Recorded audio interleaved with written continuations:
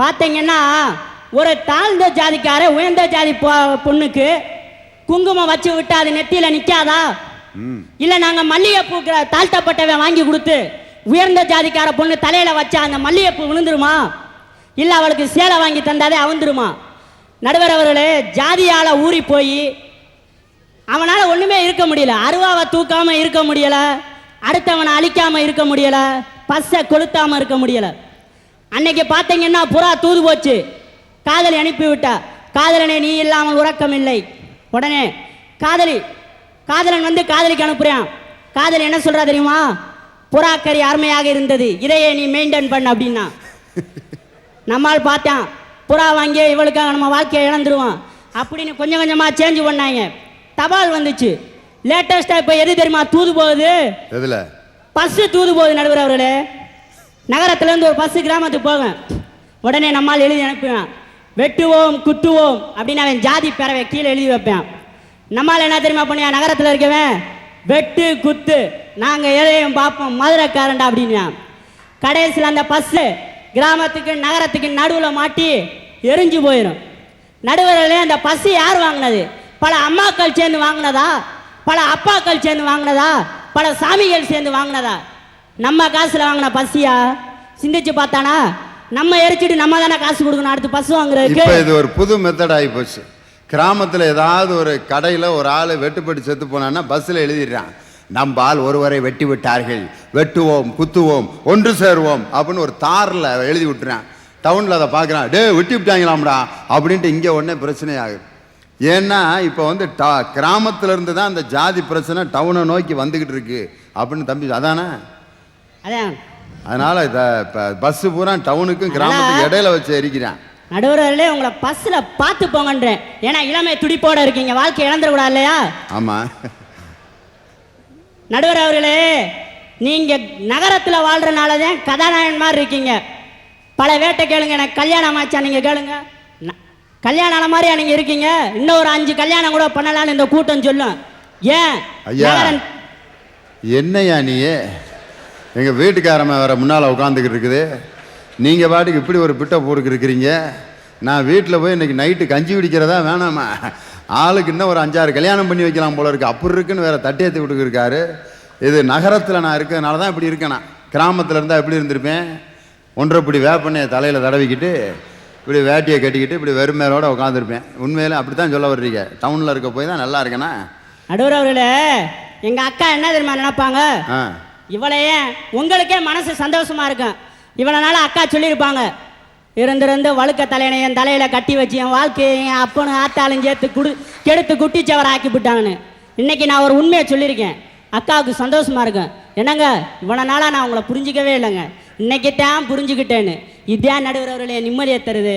ஆஹா, அருமையான கருத்தை சொல்றாரு. ஆனா இடையில குடும்பத்தை குழப்பத்தில் உண்டு பண்ற சில விஷயங்களையும் சொல்லிக்கிட்டு இருக்காரு, நகரத்தோட சேர்த்து. நல்ல கருத்து தம்பி, ரொம்ப நன்றி, ரொம்ப அருமையாக பேசுனீங்க.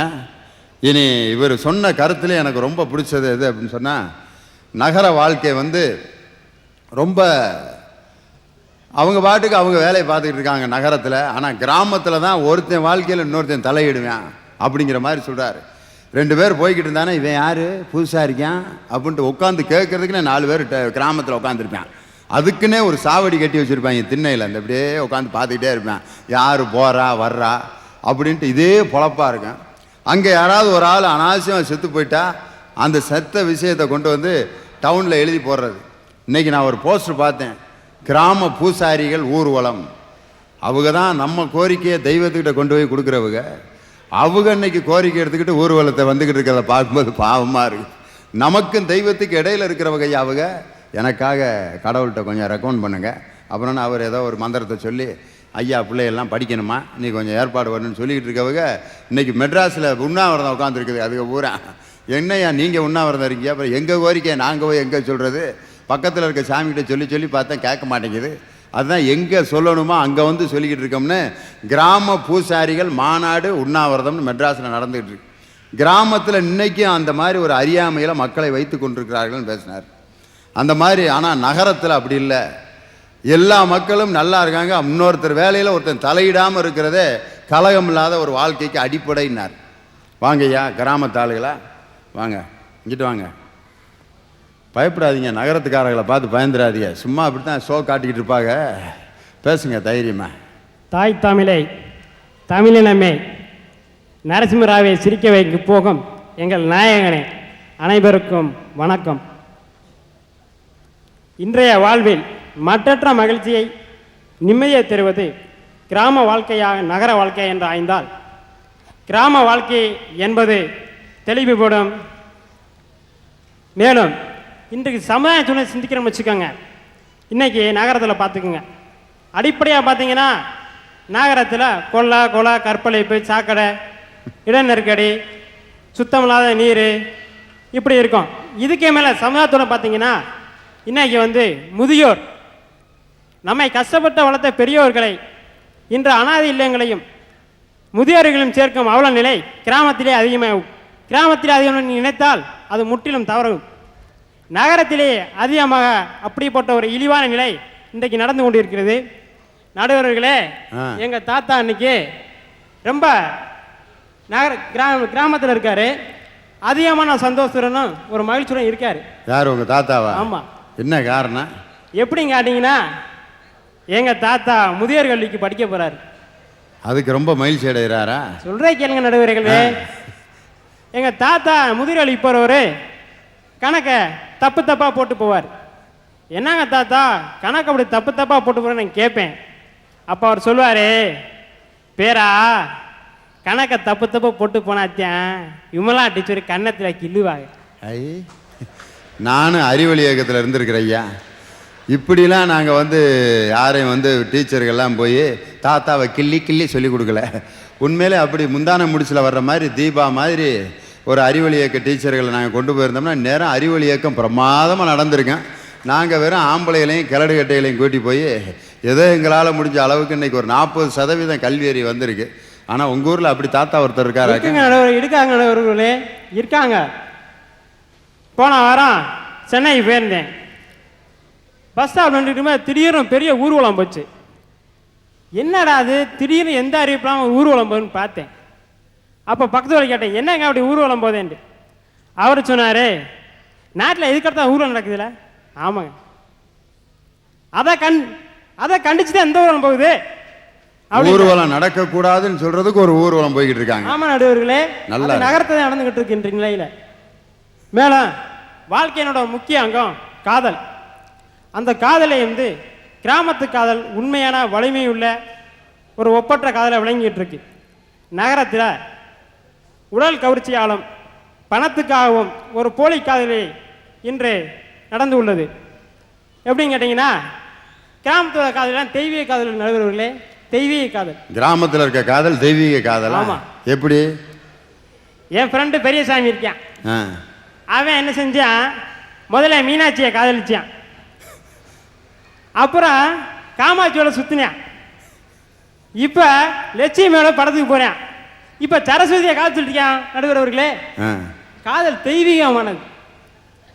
ஆனா நகரத்திலே வெறும் தெய்வ பேர் உள்ள பிள்ளைகளையா லவ் பண்ணிக்கிட்டு இருக்கவன் தெய்வீக காதல்னு சொல்றான். நல்ல தெய்வீக, இதுதான் தெய்வீக காதல்.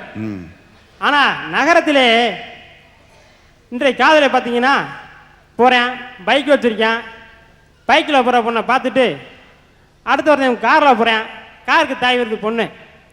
போகிறேன் பார்க்கு போகிறேன், தண்ணி அடிக்கிறேன். தண்ணி அடித்ததும் ஒரு லவ் லெட்டர் எழுதுறேன். எப்படின்னு கேட்டிங்கன்னா, அன்பே சோகம் கொடுத்தே அடி, சொல்லாமல் வளர்ந்து தாடி, உன் கவலையில் கட்டுக்கட்டாய் காலியாவது பீடி, என் கண்மணியை உயிர் கலருவதற்குள் வாடி, பீச்சில் திண்டைய 7 டன் சுண்டல், உன் பித்தம் பிடிச்சு ஆயாச்சு மெண்டல், நீ கீழ்ப்பாக்கம் போக சொல்லி செய்யலாமா கிண்டல், இனியும் செய்யாதடி சீண்டல், கிளிய நீ கிஸ் கொடுத்தா திருப்பதிக்கு மொட்டை போடாத வேண்டல். பாருங்க அவருடைய பரிதாபத்தை. இது மோனிகா அண்ட் மோனலிசா படம் பாட்டு வந்தீங்களா? இல்ல நடுவர்களே, அந்த டைப்ல வந்துகிட்டு இருக்க. நாங்க டிராஜனுடைய ரசிகரா? ரசிகர். அதான் மெண்டல், கிண்டல், சுண்டல், வேண்டல் வருது. அடுத்து பார்த்தீங்கன்னா, இன்னைக்கு நகரத்தில் எங்கே பார்த்தாலும் திருடு. திருடு இன்னைக்கு நகரத்தினுடைய ஒரு முக்கிய அம்சம். பிக் பாயிண்ட் இல்லாத நகரத்தினுடைய பஸ் ஸ்டாப்பும் இல்லை, தெருக்களும் இல்லை. எங்கள் ஊருக்காரர் தெரிஞ்சவரே ஆ. வந்தார். ஃபஸ்ட் ஸ்டாப்பில் நின்றவரே, என்னங்க நின்றுட்டே இருந்தவர் பார்த்தேன். ஒரு வித்தியாசமான ஒரு தோரணை நின்றார். பார்த்தா பேண்ட்டில் ஒரு 10 பாக்கெட்டு. பேண்ட்டில் 10 பாக்கெட்டா? ஆமாம். ஆ. சட்டையில் ஒரு 10 பாக்கெட் வச்சுருந்தார். என்னண்ணே நேற்று நல்லாத்தான் இந்த என்னாச்சு உங்களுக்கு? பேண்ட்டில் 10 பாக்கெட் இருக்குது, சட்டையில் 10 பாக்கெட் இருக்குது, என்னாச்சுன்னு கேட்டேன். அவர் சொன்னார், நகரத்தில்ப்பா பிக் பாக்கெட் ரொம்ப மோசமாக போச்சு. இப்படி ஒரு 20 பாக்கெட் வச்சுட்டு வச்சுக்க, பிக் பாக்கெட் வரைக்கும் எந்த பாக்கெட்டில் பணம் இருக்குன்னு கன்ஃபியூஸ் ஆகிருக்கேன். இதுக்குன்னு சட்டம் முழுதும் வெறும் பாக்கெட்டா தைச்சுக்கிட்டு அலைய சொல்றீங்களா? அப்படிப்பட்ட நிலையை பிட் பாக்கெட்டை ஒழிக்கிறதுக்கு சொல்ற ஐடியாவை பாரு. ஒவ்வொருத்தரும் 50 பாக்கெட் வச்சு சட்டை போட்டு வரணுமா? எந்த பாக்கெட்டில் ரூபா இருக்குன்னு பிட் பாக்கெட் அடிக்கிறவர் கன்ஃபியூஸ் ஆகி அடிக்காம போயிடுவாரான். அப்படிப்பட்ட ஒரு நிலைக்கு இழுத்து சொல்லுவார்கள் நகரத்தார் தானே நடுவர் அவர்களே. நம்ம ஊர்ல அதெல்லாம் இல்லை. நீ 1000 பாக்கெட்டை தைச்சு கொண்டு வா, எந்த பாக்கெட்டில் ரூபா இருக்குன்னு அவன் கண்ணிலே கண்டுபிடிச்சிருவான். நம்ம ஆளு அடே அப்பா, ஒரு ஆள் பார்த்தா பேண்ட்டில் அந்த பின்பக்கத்தை மட்டும் இப்படி வட்டமாக அறுத்து எடுத்திருந்தான் பாரு. உண்மையிலே அசந்து போனேன் நான். ஜீன்ஸ் பேண்ட்டை வெட்டியிருக்கேன், அது ஏற்கனவே லாரிக்கு போடுற தார்பாய் மாதிரி இருக்கேன். அந்த பேண்ட்டோட பாக்கெட்டை அப்படியே வட்டமாக அவனுடைய உடலில் படாமல் பிளேடு போட்டு எடுத்திருக்கவன்ட்ட போய் நீ 1000 பாக்கெட்டை தைச்சிக்கிட்டு வந்தா என்ன, 5000 பாக்கெட் தைச்சிட்டு வந்தா என்ன? முடியவே முடியாது. டவுனில் உண்மையிலே பிட் பாக்கெட்டில் பெரும் கில்லாடிலாம் இருக்கான். புது மெத்தட்லாம் வச்சுருக்கான். இப்போ அடுத்து கிராமத்தில் தான் மூட நம்பிக்கைகள் நிலவி கொண்டிருக்கின்றன. முன்னே வந்த நண்பர்கள் பேசினார்கள். மூட நம்பிக்கை என்பது நகரத்திலும் தான் வாழ்ந்து கொண்டிட்டு இருக்கிறது. இன்னைக்கெல்லாம் போலி சாமியார்கள் படையெடுத்திருக்கார்கள். பார்த்தால் சாமியார் வருகிறார் என்றால் போதும், அவருக்கு தங்கத்தில் பூச்செஞ்சு தலையில் போடுவார்கள். அவர் காலடையில் ஆசி வாங்காத விஐபி இல்லைன்னு கூறலாம். அப்படி இருக்கும்போது ஆசி வாங்கிட்டு இருந்தா நான் பார்த்தேன், சரி எல்லாருமே ஆசி வாங்குறாங்களே நம்மளும் போவோன்னு போனேன். அப்போ தான் ஒருத்தர் ஓடி வந்தவன் குருவேண்டான். யார் அவனை நான் பார்த்தேன் குருவேன்ட்டான். குருவே என்னை நீங்கள் சீடனை ஏற்றுக்கிறோம்டான். சரி உனக்கு சீடன் நான் சீனியர் என்னப்பா உனக்கு நல்லா வந்துச்சு அப்படின்னு கேட்டான். எனக்கு 2 பொண்டாட்டி தாங்க முடியல இம்சை, என்னை நீங்கள் என்னை சீடனை ஏற்றுக்கங்க அப்படின்னா. அப்போ தான் அந்த சாமியார் சொன்னார், ஏப்பா நீ 2 பொண்டாட்டிக்கே இப்படி தாங்க முடியாது ஓடுறியே, இங்கே 100கணக்கில் சமாளிக்கணும். அந்த மாதிரி இன்று போலிச்சாமியார்கள் வாழ்ந்து கொண்ட அந்த நகரத்திலே ஏன் மூட நம்பிக்கை இல்லை? உண்மையிலே தம்பி ரொம்ப அருமையாக பேசுனீங்க. உட்காருங்க. கிராமத்தில் ரொம்ப ஒரு சாமியார் 2 சாமியார் தான் இருப்பாங்க. ஆனால் இன்னைக்கு டவுனில் இருக்க சாமியார்களை பார்த்தீங்கன்னா வினோதமான சாமியார்கள்லாம் வந்துருச்சுங்க. புதுசாக வருதுங்க. ஒரு சாமியார் டில்லியில் இருக்கார். யார் போய் ஆசீர்வாதத்துக்கு தலையை நீட்டுறாங்களோ நெத்தியில் நச்சுன்னு மிதிப்பாரான். அவர்னு ஆசீர்வாதம். அவரு வினோதமாக ஆசீர்வாதம் எப்படி முகரையில் உதைக்கிற சாமியார். மந்திரிகள்லாம் தேர்தலில் நிற்கிறதுக்கு முன்னாடி அவர் முன்னாடி போய் மூஞ்சியை காட்டுவாங்களாம். முகரையில் ஒரு மிதி. ஒரு மந்திரி தோத்துட்டார், அவர்கிட்ட மிதி வாங்கினவர். ஏயா தோத்தன்னு கேட்டதுக்கு அந்த சாமியார் சரியாக உதைக்காம விட்டார் அப்படின்னு சொல்லி. இப்படிலாம் வினோதமான சாமியார்கள் டவுனில் தான் இருக்காங்க. கிராமத்தில் எங்கேயாவது ஒரு ஆலமர சாமியார், ஒரு அரச மர சாமியார்ன்ட்டு ஏதாவது வைத்தியம் பண்ணிக்கிட்டு ஏதாவது மேஜிக் பண்ணிக்கிட்டு ஒருத்தர் 2 பேர் தான் இருப்பாங்க அப்படின்ட்டு தம்பி பேசியிருக்காரு. இனி நகரமே அப்படின்னு பேசுறதுக்கு ஒரு பெண் வந்திருக்கிறாங்க. வாங்கம்மா. மதிப்பிற்குரிய நடுவர் அவர்களுக்கும் மற்றவர்களுக்கும் என் மரியாதைக்குரிய வணக்கத்தை தெரிவித்துக் கொள்கிறேன். என்னங்க கிராம வாழ்க்கை தான் நிம்மதியான வாழ்க்கைன்னு சொல்றீங்க? விவசாயம் ஒண்ணுதான் நிம்மதினா வாழ்க்கை முழுவதும் தின்னே பொழுது கழிக்கணும். ஜாதி சண்டை அது கிராமத்துல தான், எங்க நகரத்துல கிடையாது. இந்த பக்கம் பார்த்தா தேவர் செலவடப்பு, இந்த பக்கம் பார்த்தா அம்பேத்கர் செலவடப்பு போதாதுன்னு ஒருத்தன் போட்டு மண்டையை போட்டு உடைச்சுக்கிறான். இதாங்க மிச்சம். நாங்க ஒரு நாள் என்எஸ்எஸ் கேம்ப் போயிருந்தோம். அப்ப பாத்தீங்கன்னா ஒரு கிராமம் பொது கிணறுல தாழ்த்தப்பட்ட ஜாதிக்காரவங்க தண்ணி இறைக்க கூடாதான் அப்படி ஒரு சட்டம் போட்டிருக்காங்க. ஊருக்கு ஒதுக்குப்புறமா பாத்தீங்கன்னா ஜாதி வித்தியாசம் பார்க்காம தண்ணி அடிக்கிறாங்க. தண்ணி அடிக்கிறதுக்கு ஜாதி பார்க்காதவங்க குடிக்கிற தண்ணீருக்கு ஜாதி பார்க்கறாங்க. அடிக்கிறாங்க. உண்மையில அந்த தண்ணி பார்ட்டியெல்லாம் ரொம்ப வேதனைப்படும். காரணம் என்னன்னா நம்மளை இவ்வளோ மரியாதையை அந்த பொண்ணு சொல்லுது அப்படின்னு.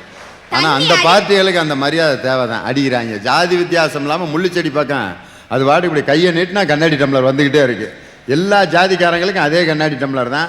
கழுவாமே அடிக்கிறான். கப்புன்னு இவன் வாங்கி இப்படி அடிச்சுட்டு என்ன மாப்பிள்ள அப்படிங்கிறான். இந்த ஜாதிக்காரனும் அங்கே வித்தியாசம் இல்லாமல் அடிக்குதுங்க. ஆனால் குடிக்கிற தண்ணிக்கு ஜாதியா கேட்குற கேள்வியை பாருங்க, அருமையான கேள்வி. பெண் சிசுக்கொலை இந்த பக்கம் உசிலம்பட்டி கிராமத்துல போய் பாத்தீங்கன்னா பெண் குழந்தை பிறந்தோடனே கள்ளிப்பாலை ஊத்தி கொண்டுறாங்க. ஆண் பிள்ளை பிறந்தா தாய்ப்பால், பெண் பிள்ளை பிறந்தா கள்ளிப்பால். பால்லே வித்தியாசம் காட்டுற இவங்க பெண்ணுக்கு எப்படி நிம்மதியான வாழ்க்கை தர முடியும்? யோசிச்சு பாருங்க கொஞ்சம். ஆண் பெண் சரிநிகர் சமானம் நம்ம நகரத்துல. ஆனா கிராமத்துல போய் பாத்தீங்கன்னா இன்னைக்கு களை எடுக்கிறாங்க, ஒத்துக்கிறோம். எத்தனை புருஷங்க பொண்டாட்டி மேல சந்தேகப்படாம வேலைக்கு அனுப்புவாங்க சொல்லுங்க பாப்போம். அது கிராமத்துல படிப்பறிவு கிடையாதியா. படிப்பறிவு இருந்தா அவங்க ஏன் பொண்டாட்டி மேல வீணா சந்தேகப்படுறாங்க? நீங்க எல்லாம் கருத்தமா படம் பார்த்துருப்பீங்கன்னு நினைக்கிறேன். பொம்பளை பிள்ளை பிறந்ததை கொல்ல சொல்லி ஒரு தகப்பையும் கொடுத்தானா. அந்த கிழவி ஐயோ எப்படியா இந்த குழந்தைய கொல்றதுன்னு மனசு தவிச்சிட்டு இருந்துச்சான். அப்ப அந்த சைடு வந்த ஒரு நகரவாசி, அதாவது நம்மளை போல மனிதநேயம் உள்ள நகரவாசி வந்து அந்த குழந்தைய இன்னொரு முறை சொல்லுங்க. உண்மையிலே உருப்படியான பாராட்டு இவங்க தான் சொல்லியிருக்காங்க. மனிதநேயம் உள்ள நடுவரை போன்ற ஒரு நகரவாசி. நல்லா இருக்கு. நடுவர் அவர்களே, உங்களே என்னையும் சேர்த்து தான் நான் சொன்னேன், உங்களை மட்டும் நான் குறிப்பிட்டு சொல்லல. அப்படிங்களா? ரைட்டுங்க. அப்ப அந்த பொண்ணு நகரத்துல போய் டாக்டர் ஆயிடுச்சான். டாக்டர் ஆகி அந்த கிராமத்துல சந்தர்ப்பவசமா வந்தப்ப ஒருத்தன் உயிருக்காக போராடிக்கிட்டு இருந்தானா. அப்ப போய் அந்த பெண் டாக்டர் காப்பாத்துச்சான். அப்பதான் தெரிஞ்சது எந்த தகப்பன் கள்ளிப்பாலை ஊத்தி கொல்ல சொன்னானோ அந்த தகப்பனோட குழந்தை தான் அதுன்னு. இன்னைக்கு ஒரு பெண் கிராமத்துல போய் அது சித்தப்பாவா இருக்கட்டும் அண்ணனா இருக்கட்டும் யார்ட்டையாவது பேசிக்கிட்டு இருக்கும். உடனே ஏய் அது மோசமான கழுத கர்மம் அன்னைக்கு எவனோடைய நின்று பேசிட்டு இருந்துச்சுன்னு ஒன்றை 10 100 ஊர் முழுதும் பரப்பி விட்டுருவாங்க. அதனால ஒரு பொண்ணோட வாழ்க்கை நிம்மதியை இழக்குது. ஆணும் பெண்ணும் பேசிக்கொண்டால் கட்டுக்கதை கட்டி இந்த கிராமம் பேசுமே, கிராமம் பேசுமே. உங்களைத்தான் கூப்பிடுறாங்க. ஆணும் பெண்ணும் பேசிக்கொண்டால் கட்டுக்கதை பேசி இந்த ஊரை சேர்ந்த கிராமம் பேசுமே. உண்மையில 2 பேர் பேசுனா உடனே அதுதான் அர்த்தம் கிராமத்துல எல்லாம். எனக்கு முன்னாடி வந்து சொன்னாரு, கிராமத்துல உள்ள கிழவனாரு கில்லு வாங்குறதுக்காகவே கணக்க தப்பா போடுவாராம். கிராமத்துல அந்த 60 வயசே ஜொல்லு விடும் பொழுது நகரத்தில் 20 நாங்கள் லொல்லு செய்வதில் தப்பே கிடையாது. 60 வயசு பெருசு கன்னத்துல கில்லு வாங்குறதுக்கு சொல்ல விடும்போது நாங்கள் பஸ் ஸ்டாண்டில் நின்று லொல்லு பண்ணுறதில்ல இல்லையா தப்பு? அருமையான கருத்துமா. அதை நீங்கள் சொல்லியிருக்கப்படாது, இருந்தாலும் பரவாயில்ல. நகரத்தினுடைய இளைஞர்கள் சார்பாக நீங்கள் சொல்லியிருக்கிறீங்க, உண்மையில பாராட்டுகிறோம். எனக்கு முன்னாடி வந்து பேசுன நண்பர் சொன்னாரு, கிராமத்து காதல் தெய்வீக காதலா நகரத்து காதலா டூப்பா. ஏங்க 16 வயதினிலே கிராமத்து காதல், கைவிடப்பட்டவள் ஒரு கிராமத்து பெண்ணுன்றத மறந்துட்டு அவர் பேசிக்கிட்டு இருக்காரு. எங்க நகரத்து காதல் எடுத்துக்கோங்க, காதலுக்கு மரியாதை காதல்ங்க. அது என்னைக்கு ஜெயிச்சுதான் காட்டும். அவங்க யாருக்கும் பயந்து கைவிட்டு ஓடல, கடைசி கை கூடுனாங்க. அதுக்கடுத்து மாமியா மருமக சண்டை, அது கிராமத்துல தான் நடுவர் அவர்களே. ஒரு பிச்சைக்காரை வந்தானா வீட்டுக்கு, மருமக சொல்லிச்சான் சோரி இல்ல போன்னு சொல்லிருச்சான்.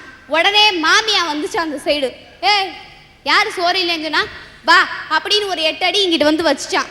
வந்து வீட்டுக்கிட்ட வந்து சொல்லிச்சான், நான் சொல்றேன் உனக்கு இப்ப சோறு இல்லை போ அப்படின்ச்சான். மாமியா 8 அடினா இன்னைக்கு மருமக 16 அடி இருக்கு. அப்ப எங்கங்க அங்க வாழ்க்கை நிம்மதியா இருக்கும்? நகரத்துல இந்த தொல்லை தான் வேணான்னு சொல்லி தனி கொடுத்தன வந்துடுறாங்க. அதுக்கடுத்து இன்னைக்கு விவசாயம் பண்றாங்க, ஒத்துக்கிறோம். நீங்க சேத்துல காலை வச்சாதான் எங்களுக்கு ரத்தம் ஊறும். எல்லாருக்கும் தான் ஏன் ரத்தம் ஊறிட்டு இருக்கு. ஆனா அந்த ரத்தம் கொடுக்கறதுக்கு நல்ல மனசு வேணுமே. அது எங்க நகரவாசிகள்கிட்ட தான் இருக்கே ஒழிய அந்த கிராமவாசிகள்கிட்ட கிடையாது. ரத்தம் கொடுக்கறதுனா என்னன்னே தெரியாமல் உட்காந்துருக்கு. ஐயா ரத்தம் கொடுக்கணும் அப்படின்னா எது கொடுக்கணும்? நான் இவ்வளோ கஷ்டப்பட்டு சேர்த்து வச்சு ரத்தத்தை நீ வாட்டுக்கு உறிஞ்சிட்டு போறவனா அப்படின்னு சொல்லிட்டு அந்த ரத்தம் கேட்க வந்தவளை அடிச்சு அவன்கிட்ட இருந்து ரத்தத்தை எடுத்துருதுங்க கிராமத்தில் இருக்க ஆளுங்க. ஒரு நல்ல விஷயத்த கிராமத்தில் போய் சொல்ல முடியல. ஆனா நகரத்துல படிப்பறிவு இருக்கிறதுனால சொன்னோன்னு ஏத்துக்கிறாங்க. இன்னைக்கு எந்த கிராமத்துல மெடிக்கல் காலேஜ் இருக்கு, இன்ஜினியரிங் காலேஜ் இருக்கு? நீங்க விவசாயம் பண்றீங்க, ஒத்துக்குறோம். நீங்க படிப்பறிவு இல்லாம விவசாயம் பண்றீங்க. நாங்க அக்ரிகல்ச்சர் காலேஜ் போய் நாங்க விவசாயம் பண்ணுவோங்க. அதுக்கடுத்துதான் எடுத்துக்கிட்டீங்கன்னா இன்னைக்கு டிராக்டர் கண்டுபிடிச்சது நாங்க, அது ஒரு கிராமத்து வாசி கண்டுபிடிக்கலையே. நீங்க வெறும் விதைய போட்ட உடனே அது வளர்ந்துட போது கிடையாது. அதுக்கு நீங்க பூச்சி மருந்து ஒன்று போடுவீங்க பாரு, அது நகரத்து வாசி கண்டுபிடிச்சது தாங்க. அதுக்கடுத்து வரதட்சணை, கிராமத்துவாசிகள் வரதட்சணை இல்லாம கல்யாணம் பண்ணிக்கிறாங்களாம். கோடி பேர் நாங்களும் தான் பார்த்துருக்கோம். ஆனா நகரத்துவாசிகள் வரதட்சணை வாங்கி கல்யாணம் பண்ணிக்கிறாங்களாம். இதுல என்ன ஒரு வித்தியாசம்னா, நகரத்து வாசி காசை வாங்கி வச்சுக்குவேன், ஆனா கிராமத்து வாசி என்ன பண்ணுவேன், நிலத்தை வாங்கி வச்சுக்குவேன். இதான் எங்களுக்குள்ள வித்தியாசம். வெளிநாட்டு பயணம், இன்னைக்கு நகரத்துல உள்ளவங்க தான் வெளிநாட்டுக்கு போறாங்கன்னு சொல்றாங்க. அதனால நம்ம நாட்டோட பொருளாதாரம் உயருது, அதை எல்லாரும் சிந்திச்சு பார்க்கணும். இன்னைக்கு ஒரு நகரத்துல ஒரு மாணவனோட வாழ்க்கை எப்படி இருக்குன்னு பாருங்க. காலையில எந்திரிக்கிறான், குளிக்கிறான், ஸ்கூலுக்கு போறான், திருப்பி வரான், டியூஷன் போறான், கம்ப்யூட்டர் கிளாஸ் போறான், டைப் கிளாஸ் போறான். இதெல்லாம் பார்க்க எங்க நகர வாழ்க்கை உங்களுக்கு எந்திர வாழ்க்கையா தான் தெரியும். ஆனா அதே இது அவன் கம்ப்யூட்டர் இன்ஜினியர் ஆகிறான் பாருங்க, அதுல கிடைக்கிற நிம்மதி அந்த கிராமத்து வாழ்க்கையில கிடையாது. ஆகவே நகர வாழ்க்கையே நிம்மதியான வாழ்க்கை என்று கூறி வாய்ப்பளித்தமைக்கு நன்றி கூறி விடைபெறுகிறேன். நன்றி, வணக்கம். அடியே அப்பா, உண்மையிலே நகர வாழ்க்கைக்கும் கிராம வாழ்க்கைக்கும் அருமையாக பிரித்து சொன்னாங்க. சினிமா பார்க்குற மெத்தடில் கூட கிராமத்து சினிமா பார்க்குற முறையும் நகரத்து சினிமா பார்க்குற முறையும் இருக்கும், பார்த்துருப்பீங்க. கிராமத்தில் டூரிங் தேட்டர் இருக்கேன், அங்கே போய் சினிமா பார்க்குற அந்த டேஸ்ட்டு தனி. தர டிக்கெட் ₹1.5, அந்த தர டிக்கெட்டில் எடுத்துக்கிட்டு நம்ம ஆள் போகிற சகுசை பார்க்கணுமே, தலையில் தலைப்பா கட்டிக்கிட்டு அப்படி கும்முன்னு அந்த மணலில் போய் உட்காந்துருப்பேன். உட்காந்துருக்க ஆளுங்க பின்னாடி டிக்கெட் எடுத்துகிட்டு வர்றவன் இப்படி பார்ப்பேன், அவன் தலைப்பா ஒரு 1.5 அடி உயரத்துக்கு இருக்கேன். பின்னால் உட்காந்துட்டு, யோ அவரியா இவ்வளோ பெரிய தலைப்பாவை கட்டிட்டு உன் தலைப்பாவை பார்க்கறதுக்காக நான் டிக்கெட் எடுத்துகிட்டு வந்தேன். என் மண்டை என் தலைப்பா கட்டுவேன், வேணும்னா நீ கட்டிக்கடா அப்படின்னா பார்ப்பான். இவனை வச்சுக்கிட்டு நம்ம எப்படா சினியா பார்க்குறதுன்ட்டு அந்த தர டிக்கெட்டில் இருக்க மண்ணை ஒரு 1.5 அடி உயரத்துக்கு அப்படியே குமிச்சு இவன் உயரத்துக்கு மேலே இவன் உட்காந்துருப்பேன் கும்முன்னு. அதுக்கப்புறம் டிக்கெட் எடுத்துகிட்டு வர்றவன் இவன் பின்னால் உட்காந்துருக்கேன். எங்கே இருப்பான் தெரியுமா, இவங்க 2 பேரும் இங்கே இருப்பான், இங்கே மேலே இவன் கீழே படுகொலியில் இருப்பான். கூப்பிடுவான், இந்த மணலை கொஞ்சம் கரையா, நாங்கள்லாம் படம் பார்க்க வேணாமா, போட நீயும் 1.5 நானும் 1.5, வேணும்னா நீ அங்கிட்டு மேடு ஓடுறா அப்படின்னா பார்ப்பேன். அடியே படம் போடட்டேன், நான் வச்சுக்கிறேன், மணல் மூட்டையா குமிக்கிறேன் நீ அப்படின்ட்டு படம் போட்டு இருட்டானோன்னு பின்னால் கூடி அந்த மண்ணை பறிக்க ஆரம்பிச்சிருவேன். பறிக்க ஒரு மேடு ஓட்டவர் இப்படியே இறங்கி தலப்பா மேலே போகும். அப்படியே என்னடா நம்ம தலப்பா அது பாட்டுக்கு மேலே போய்கிட்டு இருக்குன்னு பார்த்தா இங்கே பின்னால் சைத்திட்ட நடந்துக்கிட்டு இருக்கேன். அந்த தர டிக்கெட்டில் உட்காந்து பார்க்குற சுகம் இருக்கே. சில பேர் செகண்ட் ஷோவில் டிக்கெட் எடுத்துக்கிட்டு தர டிக்கெட்டில் வந்து உட்காந்தேன், மணலை குமிக்கணும்ட்டு உள்ளுக்க கையை விட்டான், கொலன்னு இருந்துச்சு. இது என்னடா கழுதையே, என்ன இது, இந்த இருட்டுக்குள்ளே நம்ம இதை என்னான்னு காண்றது அப்படின்னு பார்த்தா முந்தின சோளை 2 பெருசுக நல்லா வெத்தலையை போட்டு உதப்பி குழியை பறித்து புளிச்சுன்னு 1.5 படி எச்சியை துப்பி அடுத்த சோளை வர்றவங்களுக்கு உதவும்ட்டு மூடி வச்சுட்டு வந்துட்டான். வந்தவன் உள்ளுக்க கையை விட்டு எடுத்தா நரக மாதிரி இருக்கு, 4 வலனை பார்ப்பேன். ஒரு பொதுநல தொண்டனை மாறிடுவேன். முன்னால் இருக்கவர் வெள்ளை சட்டை போட்டு உட்காந்துருப்பார். அண்ணே எப்படி இருக்கிய, ரொம்ப நாள் ஆச்சு பார்த்து, எம்ஜிஆர் வரத்துக்கு வந்திருக்கீங்களாக்க அப்படின்னா. ஆமாம், சட்டை யார் எடுத்து கொடுத்தது, எங்கள் மாமேந்தியன், வீட்டில் போய் பாரு மாமன் கிளப்பியிருப்பார் அப்படின்ட்டு அவனை கூப்பிட்டுக்கிட்டே அம்பிட்டு தொலைச்சிட்டான். கிராமத்தில் நடக்க இந்த டூரிங் தேட்டரில் நடக்கிற கூத்து இன்னும் சில பேர் அவங்க ஆளை வர சொல்லியிருப்பான் தர டிக்கெட்டுக்கு. ஆண் தரை பெண் தரை, அது 2க்கு இடையில ஒரு 3/4 அடி செவரு தான் இருக்கேன். ஆணுக்கும் பெண்ணுக்கும் பாதுகாப்பு கொடுக்கக்கூடிய செவரு 3/4 அடி மண் செவரு. இதில் ஆண் தரையில் உட்காந்துக்கிட்டு அந்த பெண் தர பக்கமே பார்க்குறேன். எங்கடா கம்பெனியை காணா, வர சொல்லி காசு கொடுத்துட்டு வந்து திடீர்னு வந்துருச்சு. சூப்பர் அப்படி அந்த செவுத்துக்கு பக்கத்தில் உட்கார வச்சிட்டேன். இன்டர்வல் போகிறதுக்கு முன்னாடி அந்த இருட்டுக்குள்ளே முறுக்கு வாங்கி அங்கே சப்ளை ஆகிக்கிட்டு இருக்கேன். கப்புன்னு எல்லாத்தையும் சப்ளை முடிஞ்சோன்னா இன்டர்வலில் கேட்டிருக்கேன் எப்படி இருந்துச்சு அப்படின்னு. கிளவி சொல்லியிருக்கு, நல்லா இருந்துச்சுப்பா நீ வாங்கி கொடுத்த முறுக்கெல்லாம் அப்படின்னு. அட பாவி, நான் உன் பேத்திக்கு வாங்கி கொடுத்தேன், நீ ஊற போட்டு 1 மணி நேரம் தின்னுக்கு இருந்தியாக்கும் பல்லு இல்லாமல். கிராமத்தில் இந்த டூரிங் தேட்டரில் உட்காந்து படம் பார்த்து அப்படி மகிழ்ச்சி அடைகிறான், கள்ளங்கப்படம் இல்லாமல். ஆனால் நகரத்தில் இவ்வளவு சிரமப்பட வேண்டியதில்லை. தர டிக்கெட்டு, பெஞ்சு டிக்கெட்டு, மூட்டை பூச்சி, இதெல்லாம் சிரமப்பட்டு படம் பார்க்க வேண்டியதில்லை, நிம்மதியாக போகிறேன். ஆனால் நகரத்தில் என்ன நடக்குது, யாராவது ஒரு தலைவர் படம் ரிலீஸ் ஆச்சுன்னா அட்டே அப்பா அந்த தொடக்க ஷோவில் பார்க்கணுமே, சுதந்திர போராட்டத்துக்கு வரிசையில் நிற்கிற மாதிரி நிற்பாங்க இளைஞர்கள்லாம். தல்றா மொதல் நாள் தலைவன் படத்தை பார்க்காட்டி அப்புறம் நிம்மதி இல்லாமல் போயிடும்ட்டு இப்படியே நின்றுட்டு இருப்பாங்க. அப்புறம் திடீர்னு பார்ப்பேன், முன்னால் இருக்க முதுகில் ஏறி தலையிலே நடப்பேன் பாருங்க. அந்த நடக்கும்போது தன்மான தமிழன் ஒரு வசனம் பேசுகிறான், கீழே மிதி வாங்குறவன், மெதுவாக மிதிங்கடா மண்ணெல்லாம் கண்ணில் உழுவுதில்லை. தன்மான தமிழன் வசனம், தலையில் மிதிராங்கிறான் மெதுவாக, செருப்பை கழட்டிட்டு மிதிக்கப்படாதா அப்படின்னு. உடனே இவன் மிதிச்சுக்கிட்டே போனேன். கீழே இருக்க ஒருத்தன் பாக்கெட்லேருந்து ரூபாய் எடுத்து மிதி வாங்குற ஒருத்தன் எனக்கு ஒரு டிக்கெட் எடு, தலையில் மிதிச்சாலும் பரவாயில்ல டிக்கெட்டு கிடச்சா போதும்னு. டவுன் சினிமா அப்படி, கிராமத்து சினிமா டவுன் சினிமா. சினிமாவில் கூட இப்படி ஒரு வேறுபாட்டோடு நம்பால் பார்க்குறேன். அது மாதிரி இன்னைக்கு கிராமத்துலேயும் நகரத்துலேயும் ஏகப்பட்ட வேறுபாடுகள். இன்னைக்கு அந்த வேறுபாடுகளை தான் இன்னைக்கு சொல்லிட்டு இருக்கிறாங்க. அவங்க அருமையாக பேசுனாங்க. அவங்க நகர வாழ்க்கையில் தான் புதிய புதிய கண்டுபிடிப்புகள்லாம் கிராமத்துக்கு போகுது. டிராக்டர் யார் கண்டுபிடிச்சா? நகரத்துலேருந்து தானே போச்சு. கிராமத்தில் அன்னையிலேருந்து அந்த கலப்பையை போட்டுக்கிட்டு அந்த மரக்கலப்பையை வச்சுக்கிட்டு உழுது உழுது போயிட்டு இருந்தாக்க நம்ம இன்னைக்கு மக்கள் தொகை பெரிய இருக்கிறதுக்கு பூவா கிடைக்குமா? இன்னைக்கு டிராக்டர் உழுக போய் தான் மடமடமன்னு அப்படி உட்காந்துட்டு பந்தாவா ஓட்டுறிய. யார் கண்டுபிடிச்சு கொடுத்தது? நகர வாழ்க்கையினுடைய கண்டுபிடிப்பு தானே டிராக்டரு. இன்னைக்கு நல்ல உரத்தையும் பூச்சி மருந்துகளையும் உங்களுக்கு சப்ளை பண்ணுறது யார் அப்படின்னு சொல்லி அருமையாக அந்த பக்கம் பேசியிருக்காங்க. இனி கிராம வாழ்க்கையே அப்படின்னு பேசுறதுக்கு ஒருத்தர் வராரு. வாங்கப்பா. மனித நேயத்தை இம்மாதிரி சுழலும் சொற்போர் மூலமாகவும் பட்டிமன்றங்கள் மூலமாகவும் பட்டி தொட்டிகளிலெல்லாம் பரப்பி வரும் எனது பாசத்திற்குரிய அண்ணன் நியோலியம் அவர்களே மற்றும் இந்த ஆன்றோர் அவையில் கூடியிருக்கின்ற எனதருமை சான்றோரே சகோதர சகோதரிகளே, உங்கள் அனைவருக்கும் எனது முதற்கண் வணக்கம். தத்தி தவழ்ந்து வரும் குழந்தை எட்டி பிடித்தவுடன் கட்டி பிடித்து கொள்ளும் மழலை, தொட்டு சிலிர்க்க வைத்து சுற்றி சுழன்று வரும் தென்றல், கொட்டி குளிரச் செய்து கும்மாளம் போடச் செய்யும் அருவி, ஆடுகின்ற மயில் பாடுகின்ற குயில், காலை கதிரவன் மாலை மதியம், துள்ளிடும் வெள்ளி மீன் ஒளிவிடும் விண்மீன், பழமுதிர் சோலை வளமிகு வயல்கள், சிரித்திடும் முல்லை பேசிடும் புறாக்கள், இவை எல்லாவற்றையும் தன்னகத்தே கொண்ட கிராமத்திலிருந்து வந்திருக்கக்கூடிய நான். ஓஹோ, முன்னுரையே இவ்வளோ பெருசா? நான் என்னடா பேச போகிறாரு, ஏதோ சட்டமன்றத்தில் ஒரு முக்கியமான ஒரு பெரியவர் பேசுகிற பேச்சு மாதிரில இருக்குது அப்படின்னு நான் நினச்சேன். கடைசி பார்த்தா நான் கிராம வாழ்க்கையை அறிமுகப்படுத்துகிறார். பேசுங்க.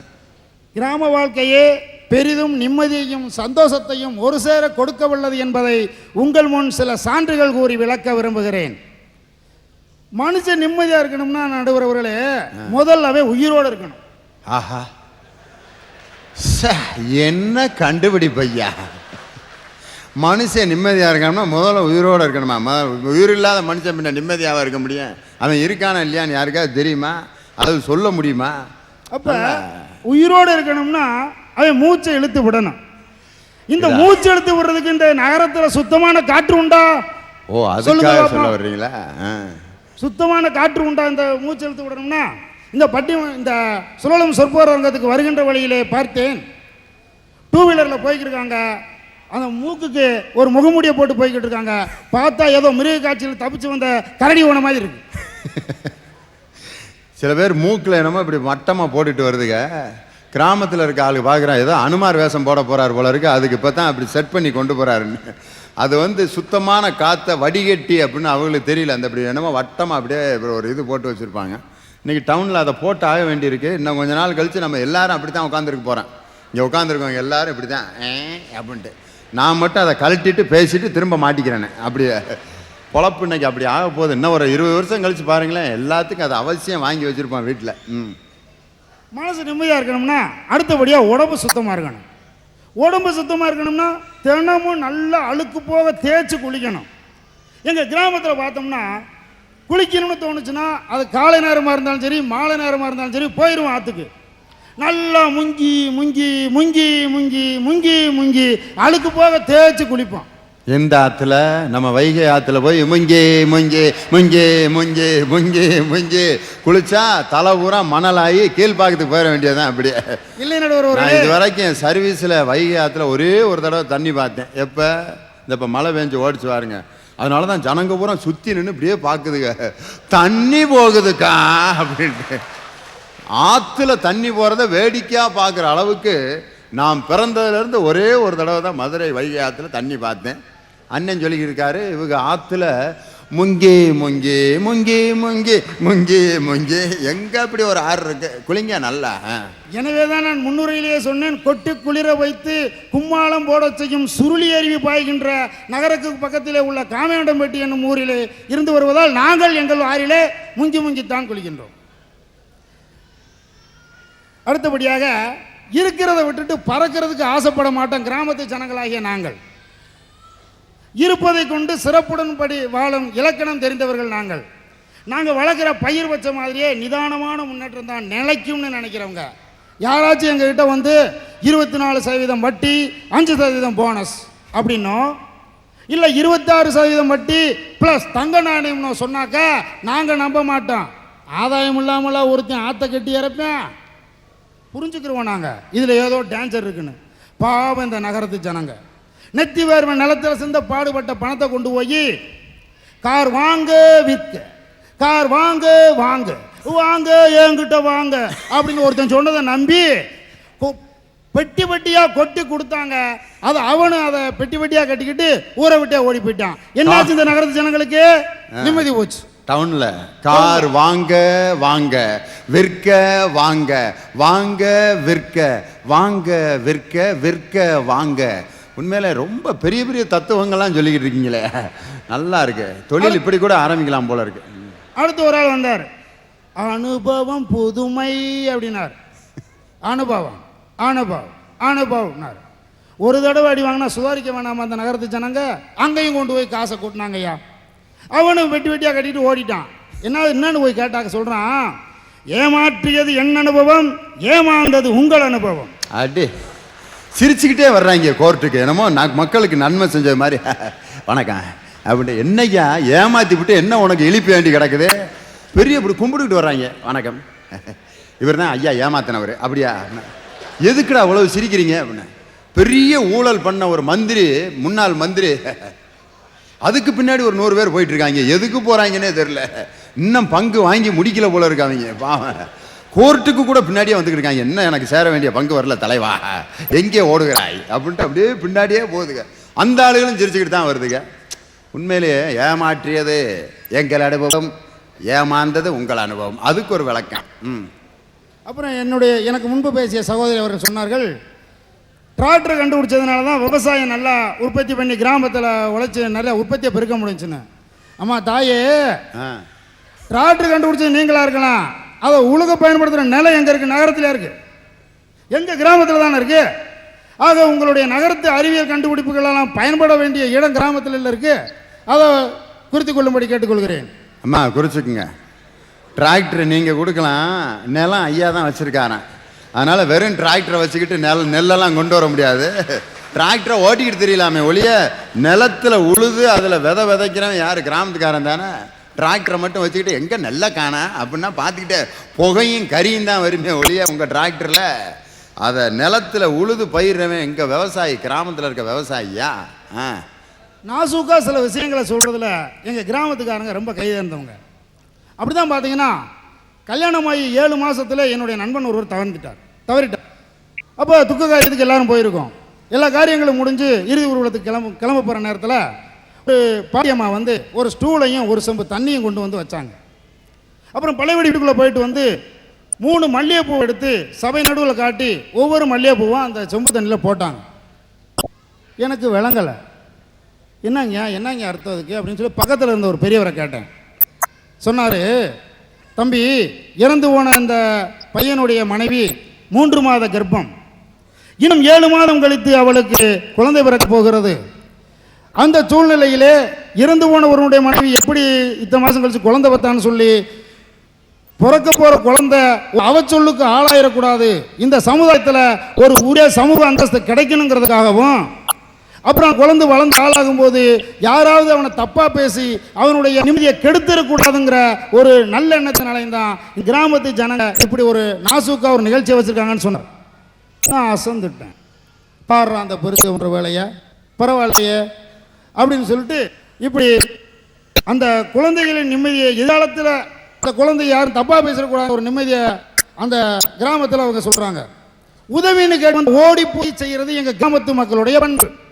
உதவி கேட்டு வந்தா உடனே செய்வீங்களாக்க. சத்தியமா. ஒரு உதாரணம் சொல்லுங்க பாப்பேன். இந்த சொல்றேன். அப்ப எங்க ஊர் ஒரு கிராமத்தில் அதிகமான பள்ளிக்கூடங்கள் இல்லை, நடுநிலை பள்ளி தான் இருக்கு. 8வது வரை தான் அங்கே படிப்பு இருக்கு. அப்போ ஒரு இங்கிலீஷ்காரர் வந்து அந்த கிராமத்தில் உள்ள கோயிலுக்கு பற்றி ஆராய்ச்சி பண்ணி திசீஸ் அனுப்புறாரு வெளிநாட்டுக்கு. அப்போ போஸ்ட் ஆஃபீஸ் அவருக்கு தெரியல. Where is the post office அப்படின்னு அவர் இங்கிலீஷில் கேட்குறாரு. இது அந்த கிராமத்தில் சரியாக தெரியல யாருக்கும். அப்போ உடனே அவரை அந்த ஊர்லேயே பெரிய படி படித்த ஒருத்தர்கிட்ட கொண்டு வராங்க. யார்? எம்ஏ படிச்சவரா? இல்லைங்க, அந்த சொல்கிறேன் கேளுங்க. அந்த ஊர்லேயே அவர் தான் பெரிய படி படித்தவர், 8ஆம் கிளாஸ். அப்போ வேர் இஸ் த போஸ்ட் ஆஃபீஸ்னு கேட்கும்போது 3 தெருவு தள்ளி இருக்கிற அந்த தெருவில் தான் இருக்குது போஸ்ட் ஆஃபீஸ்னு சொல்லணும். இதை சொல்ல தெரியல அந்த அறகுறை படிப்பாளிகள். அப்போ சொல்கிறாரு, ஒவ்வொரு தெருவுலையும் ஒவ்வொரு எலக்ட்ரிக் போஸ்ட் இருக்குங்க. அப்போ சொல்கிறாரு, that post is not post office, that post is not post office, but that post is as post office. என்ன அழகான இங்கிலீஷ்! லண்டனில் கொண்டு போய் பேசினோம்னா தூள் பறத்திடுவாங்க. உண்மையில் அவருக்கு என்ன நோக்கம், என்ன போஸ்ட் ஆஃபீஸ் எதுன்னு தெரிஞ்சுக்கிறேன் சொல்லிவிட்டார்ல, கரெக்டா? அது மட்டுமல்ல எனதருமை நண்பர்களே, எங்கள் கிராமங்கள் எல்லாம் 5 வயசு ஆனால் தான் குழந்தைகளை கொண்டு போய் ஸ்கூலில் சேர்க்குறோம். இந்த நகரத்து ஜனங்க என்ன செய்கிறாங்கன்னா 2.5 வயசுலேயே ஸ்கூலுக்கு அனுப்பிடுறாங்க. கிண்டர் கார்டன், எல்கேஜி, யூகேஜி அப்படின்னு போட்டு 2.5 வயசுலேயே 3 வயசுலேயே 30 புஸ்தகங்களை அந்த குழந்தை முதுகில் சுமக்க வேண்டிய ஒரு சூழ்நிலைக்கு ஆளாக்கிறாங்க. அப்போ குனிற முதுகுதான் நடுவர்களே. அந்த குழந்தைகள் வளர்ந்து வாலிபனான பிறகும் கூட எங்கேயாச்சும் நகரத்தில் நிமிர்ந்து நின்று என்னை மாதிரி நடந்து பார்த்துருக்கீங்களா? கூண்டு ஓட்டு தான் நடக்கிறாங்க. இளைஞர்கள் பூரா அப்படி முதுகு பெண்டாகி கிடக்குது. காரணம், சின்ன பிள்ளையிலேருந்து இந்த புஸ்தகம் சமந்து இந்த இப்படி தான் பஸ் ஸ்டாண்டில் நின்று டாவ் அடிக்கும் போது இந்த இப்படி தான் நின்று அடிச்சுக்கிருக்காங்க. கடை ஒன்றையுமே காணா. அங்கிட்டு இருந்து இன்னொருத்தன் வர்றான், ஆமாம் மாப்பிள்ள ஒன்றும் இல்லை அப்படின்னு. என்னடா நிமிர்றா? அங்கே முடியல, பிறந்ததுலேருந்து அப்போ வளைஞ்சதான், இன்னும் நிமிரவே இல்லைன்னு. காரணம் அப்போ தூக்குற புஸ்தகம் தான். அது மட்டுமல்ல எனதருமை நண்பர்களே, சரி ஸ்கூல் முடிஞ்சு குழந்தை வந்துட்டானா உடனே என்ன செய்கிறாங்க? Tuition, Hindi class, computer class, karate class, அந்த கிளாஸ் இந்த கிளாஸ்னு போட்டு என்னமோ அந்த குழந்தை பருவத்தில் அந்த குழந்தை நிம்மதியாகவே இருக்க விடாமல் பண்ணி என்னமோ அந்த பிள்ளைய படிச்சுட்டு போய் சம்பாதிச்சு வரதுலாம் அப்போதைக்கு சாப்பிட்ற மாதிரி நினச்சி போட்டு உதச்சி அந்த குழந்தைகளை கொடுமைப்படுத்திடுறாங்க. Karate class, computer class, dance class, music class, எல்லா கிளாஸும் படித்து கடைசிக்கு வேலை கிடைக்கலன்னா கிளாஸை தூக்கிடுறேன். ஒன்றையுமே காணா. எல்லா கிளாஸும் படித்தேன், ஒரு கிளாஸுக்கு வேலை கிடைக்கல, தூக்குடா கிளாஸை அட்ரா மாப்பிள்ள அப்படின்ட்டு உட்காந்து அடிச்சுக்கிட்டு இருக்குது. அன்னைக்கு என்ன கிளாஸு? அவனுக்கு தேவையானது எதுவோ அதை படிக்க வைக்க, எல்லாத்தையும் ஆசைப்பட்டு படிக்க வைக்கிறது பிள்ளைகளை. அதை கூட ஒரு வகையில் ஒத்துக்கலாம். இப்போ இருக்கிற போட்டி உலகத்தில் திறமையை வளர்த்தா தான் நம்ம பையன் முன்னாடி வர முடியும்னு சொல்லி ஒத்துக்கலாம். இன்னொரு வேண்டாத வேலையை இந்த நகரத்து மாந்தர்கள் செய்கிறார்கள். பக்கத்து வீட்டு குழந்தையுடன் தாங்க வீட்டு குழந்தைய ஒப்பிடுறது தேவையற்ற ஒன்று. அந்த வீட்டு பிள்ளைய பார்த்தியாடி, மார்க் வாங்கியிருக்கா, ஃபர்ஸ்ட் ரேங்க் வாங்கியிருக்கா, நீ என்ன செய்யற? சும்மா திங்கிற தேடி லாயக்கு நீ அப்படின்னு சொல்லி சொல்லி சொல்லி அந்த குழந்தைய நிம்மதி இல்லாமல் பண்ணி தவிக்க விட்டுறாங்க. எதிர்கால சந்ததிகளாகிய இப்படி குழந்தைகள் நிம்மதியின்றி தவிக்கும் போது அவங்கள பெற்றவங்களுக்கு எப்படி நிம்மதி இருக்கும்? இந்த மாமன்றத்திலே இந்த கேள்வியை நான் வைக்கிறேன். பக்கத்து வீட்டு குழந்தையுடன் தன் வீட்டு குழந்தையை ஒப்பிடாத பெற்றோர் உண்டா? இன்னொன்று சொல்லுவாங்க, ஒரு சில பேருக்கு படிப்பு வராது. படிப்பு சரியாக வராட்டி என்ன போச்சுப்ப? அந்த பையனுக்கு யாருக்காச்சும் சரியாக படிப்பு வரலைன்னா அவனுக்கு வேறொரு விஷயத்தில் மிகப்பெரிய திறமை இருக்குன்னு அர்த்தம். ஆனால் என்ன செய்யறது? படி படி படி அப்படி ஓட்டு பாடா படுத்தி அந்த குழந்தைகளை நிம்மதி இல்லாமல் பண்ணிடுறாங்க. எங்கள் கிராமத்தில் அப்படி கிடையாது. படிப்பு சரியா இல்லையா, எறாமட்டியா, கொத்துரா நிலத்தா அப்படின்னு சொல்லி விவசாயத்துக்கு வழிகாட்டி, உழைக்கிறதுக்கு வழி சொல்லி பொழைக்கிறதுக்கு வழி காமிக்கிறோம். ரொம்ப அருமையான ஒரு கருத்து இது. படி படி படி படின்னு என்னமோ அந்த படித்து தான் அந்த நகரத்தில் இருக்க ஒரு பெரிய பையன் முன்னேறினான்னு சொல்லி அவனுடைய அடுத்த திறமை என்னான்னு இன்னைக்கு பெற்றோர்கள் கண்டுபிடிக்கிறதே இல்லை. பக்கத்து வீட்டு பிள்ளைகளையும் காமிச்சு அந்த பிள்ளை மாதிரி படி, அந்த பிள்ளை மாதிரி படி, அந்த பிள்ளை மாதிரி படி, அந்த பிள்ளை எப்படி படிக்குது, அந்த பிள்ளை எப்படி படிக்கணும், அந்த ஒப்பிட்டு சொல்கிறதே இன்னைக்கு இருக்கிற இளைஞர்களுக்கு பிடிக்காத ஒன்று. என்னன்னா பக்கத்து வீட்டுக்கார பையனோட ஒப்பிட்டு சொல்கிறது. நல்லது சொன்னோம்னா கேட்டுக்கிறேன், அவனை மாதிரி நீ படிக்க வேணாமா, அவனை மாதிரி தானே படிப்பான் அப்படின்ட்டு அப்படியே நிமிந்து ஒரு மாதிரி ஆரம்பிச்சிடுறேன். அந்த பையனுடைய மனநிலையை இன்னைக்கு பெற்றோர்கள் டவுனில் இருக்கவங்க புரிஞ்சுக்கிறது இல்லை. கிராமத்தில் அப்படியே அவனை இயல்பாக விட்டுருவாங்க. வரட்டும் பையன் அவன் பாட்டுக்கு அவனா பிறந்து அவனுடைய திறமைப்படி வளர்ந்து மேலே வந்துடுறான் அப்படின்ட்டு அருமையாக சொன்னார். ரொம்ப அருமையான கருத்துக்களை சொன்னீங்க, நன்றி. இனி நகர வாழ்க்கையை அப்படிங்கிற அன்னைக்கு பேசுகிறதுக்கு அண்ணன் வர்றாரு பாரு, சும்மா கும்முன்னு கண்ணாடியை போட்டு வர்றாரு. அதேமாதிரி அந்த கூட்டத்தில் கண்ணாடி அவர் ஒருத்தர் தான். நகர வாழ்க்கை தந்த பரிசு அதுதான் கண்ணாடி. அங்கே ஒருத்தர், நீங்களும் கண்ணாடியா? கிராமத்துலேயும் கண்ணாடி, நகரத்துலேயும் கண்ணாடி தானா? சரியான ஜோடி சேர்ந்துருக்குதுங்க பாரு, செட்டு கண்ணாடிக்கு கண்ணாடி. பேசுங்க சார்.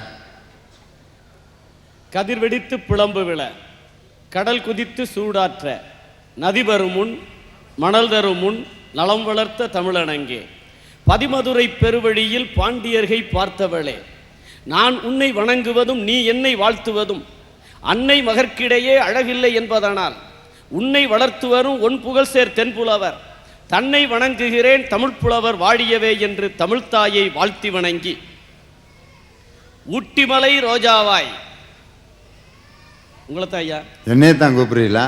ஊட்டிமலை ரோஜாவாய், உலகாலும் ராஜாவாய், பாட்டரங்க கம்பனாய், பட்டிமன்ற கொம்பனாய், நாடு முழுவதும் அறிந்த நல்ல மா மனிதரே, இங்கே வீற்றிருக்கக்கூடிய பெரியோர்களே, தாய்மார்களே, உங்கள் அனைவரையும் வாழ்த்துவதிலும் வணங்குவதிலும் பெருமை அடைகிறேன் என்று சொல்லி, எங்கே நிம்மதி, எங்கே நிம்மதி, தொடக்கமே இந்த கதியா? எனக்கோர் இடம் வேண்டும், அங்கே எனக்கோர் இடம் வேண்டும். நடுவர் அவர்களே, இங்கே இந்த கூட்டத்திலே, இந்த அரங்கத்திலே அமர்ந்திருக்கக்கூடியவர்கள 99 பேர் சதவிகிதம் கிராமத்தில் இருந்து இந்த மதுரைக்கு வந்து பிளாட் வாங்கி அங்கெல்லாம் இல்லாத நிம்மதிய இந்த மதுரையில தேடி பிளாட் வாங்கி வீடு கட்டி சின்ன சின்ன பகுதிகளை எல்லாம் நகர நகரமாக ஆக்கி இருக்கக்கூடியவங்களா இல்லையா? எல்லாம் மதுரையிலே பிறந்து வளர்ந்தவங்களா? கிடையாது. கமுதியை சார்ந்தவர்கள் ஆயிரக்கணக்கான பேர் இந்த ஊர்ல இருக்காங்க. சாயல்குடியை சார்ந்தவங்க ஆயிரக்கணக்கான பேர் இருக்காங்க. இந்த மதுரை எப்ப தோன்றியது? எப்பயா உருவாச்சு? யாரு மதுரையை தோற்றுவித்தது? விளையாடுறீங்களா? யாரு மதுரையை தோற்றுவித்தது? கேளுங்க, 4 கேள்வி. தானாக மதுரை தோன்றல. கிராமங்கள்ல எல்லாம் இருக்கக்கூடிய சகோதரர்கள் அங்கெல்லாம் நிம்மதி கிடைக்கலைன்னு இந்த நகரத்தை தேடி வந்து பிளாட் போட்டு இருக்கீங்க. பிளாட்டுங்கிறாரு. அவருக்கு அந்த பிளாட்டுக்கு ஏதோ ஒரு நெருங்கிய தொடர்பு இல்லாட்டி இந்த பிளாட்டுன்றதுல இதுவரைக்கும் 6 தடவை சொல்லிட்டாரு. ஒண்ணு ஒரு பிளாட் அவருக்கு கிடைக்காம இருந்திருக்கேன், அல்லது கிடைச்ச பிளாட் நல்லா இல்லாம இருந்திருக்கேன். அப்படிதானே? பாத்தீங்களா? அதனால பாதிக்கப்பட்டிருக்காரு. எனக்கு கிடைச்ச பிளாட் கிராமத்தை ஒட்டி கிடைச்ச பிளாட், அதை வாங்கி என்ன புண்ணியம் இல்லைல? நடுவர் அவர்களே, கிராமத்தில் இருக்கான், பள்ளிக்கூடத்துக்கு போறான் ஒரு பையன். கிராமத்தில் பள்ளிக்கூடத்துக்கு போனா அவனே ஏண்டா ஏதோ இந்த பள்ளிக்கூடத்தில் இந்த வியாழக்கிழமை ஒரு கோழி முட்டை தர்றாங்க, 2 சோறு போடுறாங்க மத்தியானத்துலன்னு சொல்லி ஒரு தட்டை தூக்கி பைக்கில் வச்சுக்கிட்டு தண்டத்துக்குன்னு அவன் போறான். ஒன்னா இந்த பெற்றோர்கள் இருக்கானே, அவங்களாவது நம்ம பிள்ளைய நல்லா படிக்கணும், அதுக்காக நம்ம பள்ளிக்கூடத்துக்கு அனுப்புறோம்னு யாராவது நினைச்சு அனுப்புறாங்களா? கிடையாது. இப்ப நகரத்துல பாருங்க, காலையில எந்திரிச்ச உடனே அந்த பிள்ளைய குளிப்பாட்டி அதுக்கு வேண்டிய உடைகளை எல்லாம் அணிவிச்சு அந்த பள்ளிக்கூடத்துக்கு போற போதே அப்படி ஒரு உணர்வை ஏற்படுத்துறோம். ஆனா அந்த உணர்வு அங்க கிடையாது. அந்த அம்மா எந்திரிச்சு காலையில 6 மணிக்கெல்லாம் ஓடி போயிடும். அவரு இங்கிட்டு டீ கடைக்கு போவாரு, ஒரு பேப்பரை படிப்பாரு. அவர் பார்க்கிற வேலை பெரிய வேலை. டீ கடைக்கு போவார் 5:30 மணி 6 மணிக்கு, பேப்பரை அப்படி பிடிச்சிக்கிட்டு இருப்பாரு. அங்கிட்டு இருந்து ஒருத்தன் இப்படி எட்டி பார்த்துக்கிட்டு இருப்பேன், இன்னொருத்தன் ஒரு பக்கம் பேப்பரை பிடிச்சி இழுத்துக்கிட்டு இருப்பேன். ஏய் என்ன, நாங்க பேப்பர் பார்க்குற மனுஷனா தெரியலையோ? ஏய் இது ஓம் பேப்பர் இல்லைங்க, இது கடைக்காரன் பேப்பர். அவன் ஏற்கனவே அரசியல் பேசாதேன்னு வேற எழுதி போட்டிருப்பான் அந்த கடையில். இவங்க இந்த தமிழ்நாட்டு அரசியலை பூரா அங்கே ஆரம்பிச்சிருவாங்க. கடைசியில் சண்டை வம்பு வெட்டு குத்துட்டா வந்து நிற்கும். இந்த புள்ள பள்ளிக்கூடத்துக்கு போகிற புள்ள எப்படி போகுது தெரியுமா நடுவரவர்களே? தலையை பார்த்து எல்லாம் பரட்ட தலையாக இருக்கும். நான் கிராமத்தை யாரும் கேள்வி பண்ணுறேன்னு சொல்லாதீங்க, நானும் கிராமத்தில் பிறந்தவன் தான். அதாவது தலை பரட்டையாக இருக்கும், சூப்பி போட்ட பனங்கொட்டை மாதிரி இருக்கும், சூப்பிட்டு போட்ட பனங்கொட்டை மாதிரி இருக்கும். நகரத்தில் இருக்கவங்க தலையா? இல்லை, கிராமத்தில் இருக்க பிள்ளைகளுடைய தலையை யாரும் கவனிக்கிறது கிடையாது, பெற்றோர்கள் கவனிப்பு கிடையாது, அவனுக்கும் அதில் படிக்கணுங்கிறதுல கவனம் கிடையாது. அந்த பிள்ளையினுடைய மூக்கில் ஒரு பக்கம் காவிரியாரும் இன்னொரு பக்கம் கங்கையாரும் ஓடிக்கிட்டு இருக்கும். அந்த காவிரி ஆறும் கங்கை ஆறும் ஓடுற போது அந்த பிள்ளை என்ன செய்யும் தெரியுமில, அது வாடு வடிஞ்சு வாய்க்கில் இருக்கும்.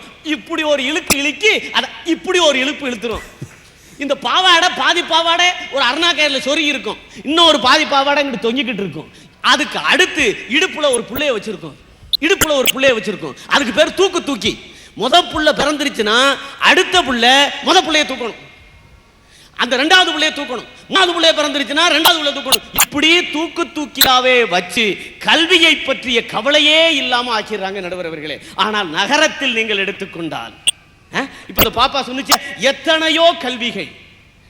அவர் சொன்னாரு எல்லாம் பிள்ளைகள் மேலாம் சுமத்துறாங்கன்னு. அவர் படிக்க வைக்காம இருக்கிறாரா? அதான் கேள்வி. எல்லாரும் மேடையில் பேசலாம், புள்ள வந்து இங்கிலீஷ் படிக்க பேசணும்னு ஆசைப்படுறதுல மேடையில் வேணாம், அதெல்லாம் கிடையாது, பிள்ளைகளுக்கு சுமத்துகிறார்கள் சொல்லலாம். இங்க இருக்கக்கூடிய அத்தனை பேருமே இங்கிலீஷ் மீடியத்தில் தான் நம்ம பிள்ளைகளை படிக்க வைக்கிறோம். மேடைக்காகத்தான் அது பேசுறவே தவிர மனசுக்குள்ள எல்லாருடைய ஆசையும் இருக்கு, ஆசை இருக்கு.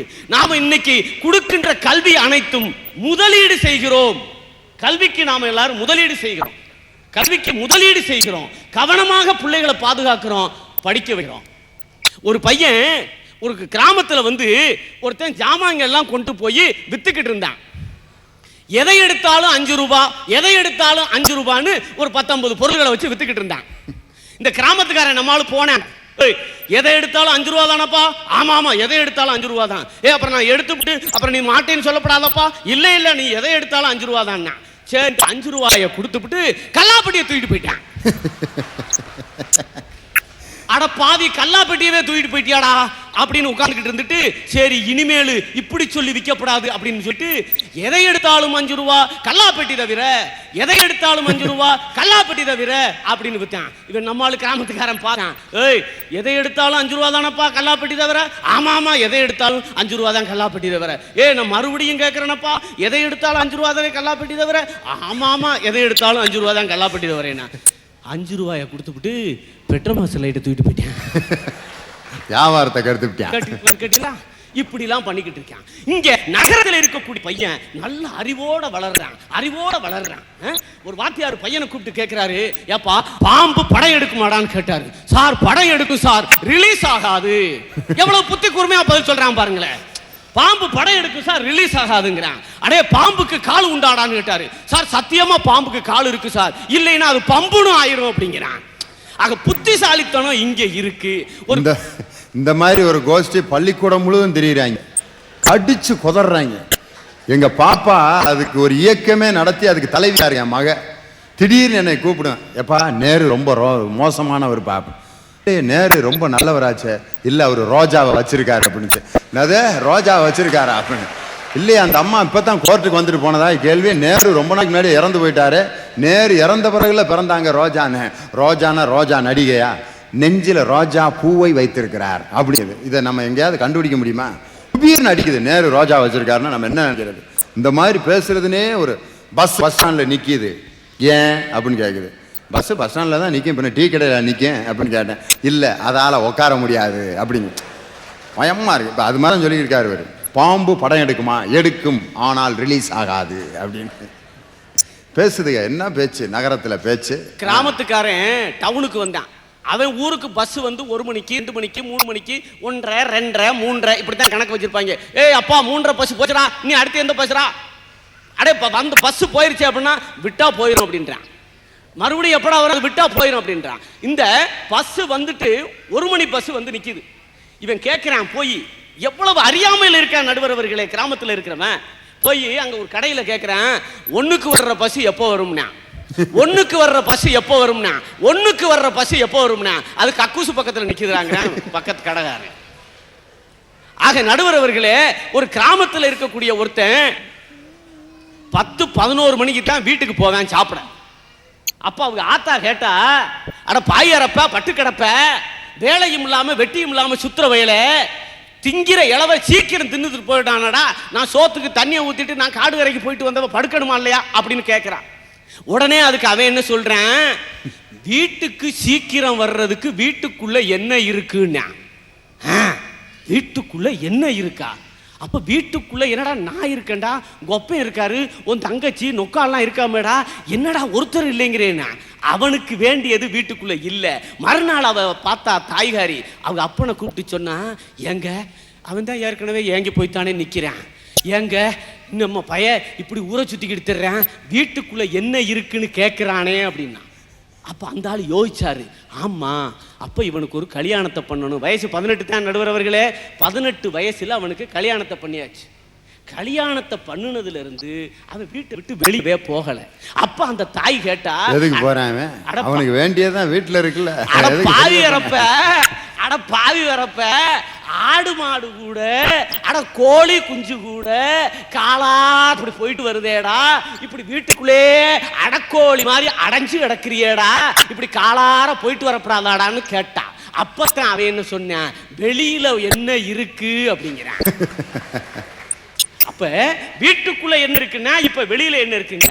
ஆக நடுவர் அவர்களே, நகரத்துல நாங்க அதிகமான நல்ல கல்வியை கொடுக்கிறோம். அதாவது இந்த வெக்கேஷன் பூரா நகரத்தில் இப்பவர்கள் ஒகேஷனாக மாத்திடுறான். வெக்கேஷனை பூரா ஒகேஷனலா மாத்திடுறான். ஆனா கிராமத்தில் இருக்கக்கூடியவன் வெக்கேஷனை பூரா வேகா மாத்திடுறான். பாட்டி வீட்டுக்கு போறேன், சித்தப்பா வீட்டுக்கு போறேன், விருக்கு போறேன். அங்க போனோன்னு கிராமத்துல என்ன இருக்கும், அவர் சொன்ன மாதிரி 4 மரமட்டை இருக்கும், 2 காத்து வருதான், காத்து எல்லாத்துலயும் தான் சார் வரும், மரமட்டை இருக்கும், எரும மாடு முக்கியமா இருக்கும். இவன் போன உடனே இவன் நகரத்துல இருந்துட்டு போறவனா எரும மாடை பார்த்தவொன்னு அவனுக்கு அலாதி ஆசை. எரும மாடு மேல ஏறிக்கிட்டு இந்த சினிமா படத்துல போறது மாதிரி, கமலஹாசன் போறது மாதிரி ஆம்பாடுக்கு போய்கிட்டு இருக்கான்.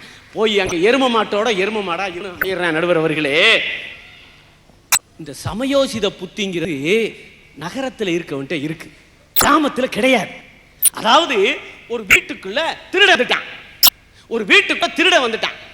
திருட வந்த உடனே ஒரு 10 வயசு பாப்பா அந்த வீட்டுக்குள்ள இருக்கு, அது மட்டும்தான் இருக்கு. எல்லாரும் சினிமாவுக்கு போயிட்டா.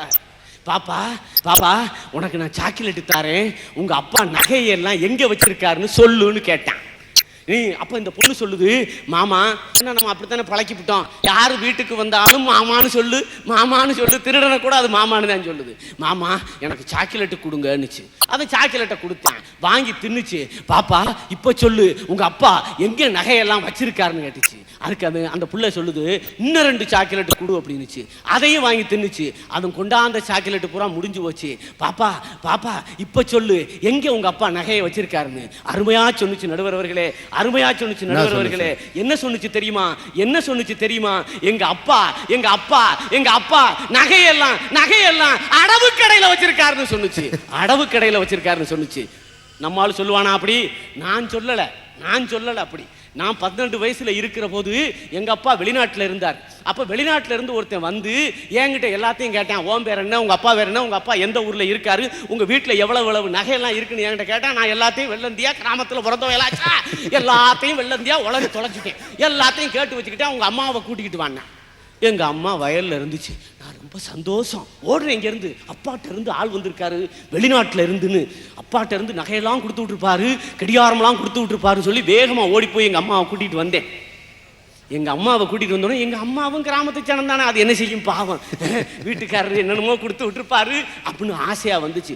நல்ல வேளை நடுவர் அவர்களே, நகரத்தில் இருக்கக்கூடிய என் தாய் மாமா அந்த நேரத்தில் யதார்த்தமா வந்துட்டாரு. வந்தவர் என்ன சொன்னாரு, ஐயா என் மச்சான் எப்போ வந்தாலும் லெட்டர் போட்டு தான் வருவாரு, நாங்க வந்த உடனே பார்த்துக்கிறோம் போங்கன்னு சொல்லிட்டார். அப்ப நகரத்துக்கும் வித்தியாசத்தை பார்த்தீங்களா? நகரத்துக்கும் இதுக்கும் வித்தியாசம் அவ்வளவு இருக்கு நடுவர் அவர்களே.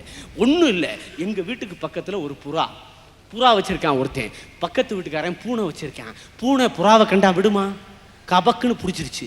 அவன் புறாக்காரன் என்ன செஞ்சிட்டான், இந்த பூனையை கூட நான் கொல்லணும் அப்படிங்கிறான். வீட்டுக்காரன் என்ன சொல்றான், அடே பாவி, பூனையை நான் மனசார பிடிச்சி தர மாட்டேன்டா, நீனா வேணா பிடிச்சி கொண்டுக்கான். கொன்னே விட்டான் பூனையை கொண்டு விட்டான். வேற என்ன சொல்லி நடக்கும்? இவன் அவனை உடைக்க, மண்டையை உடைக்க, இவன் காலை ஒடிக்க, இந்த 2 பேரும் அடிச்சுக்கிட்டு போலீஸுக்கு போயிட்டான். செவனேன்னு தானையா நான் இருந்தேன், எனக்கு என்னையா? 2 பேரும் என்ன சொல்லிட்டான், வாத்தியாரை கூப்பிட்டு கேளுங்கன்ட்டான். நான் பக்கத்து வீட்டுக்காரன் மாட்டிக்கிட்டேனா? மாட்டிக்கிட்டேன். அன்னைக்குன்னு பாருங்க, நான் இப்படி பல ஊர்களுக்கு கூத்து இந்த பட்டிமன்றங்களுக்குன்னு போயிட்டு 2-3 நாளா வீட்டுக்கு வராம அன்னைக்கு தான் வந்து இஞ்சி சட்னி வைக்க சொல்லி தோசை சுட்டு அழகா எண்ணெயெல்லாம் விட்டு அப்படி முருகல் தோசை எடுத்து கொண்டாந்து என் வீட்டுக்காரமா வச்சிச்சு திங்க கொடுத்து வைக்கல நடுவர் அவர்களே. பஞ்சாயத்து கூட்டு போயிட்டாங்களா? கொண்டு போயிட்டாங்களே என்னைய பஞ்சாயத்துக்கு. அவனை ஒருத்தன் மொழி அடிச்சு முக்கா அப்படி சார எடுத்து விட்டான்.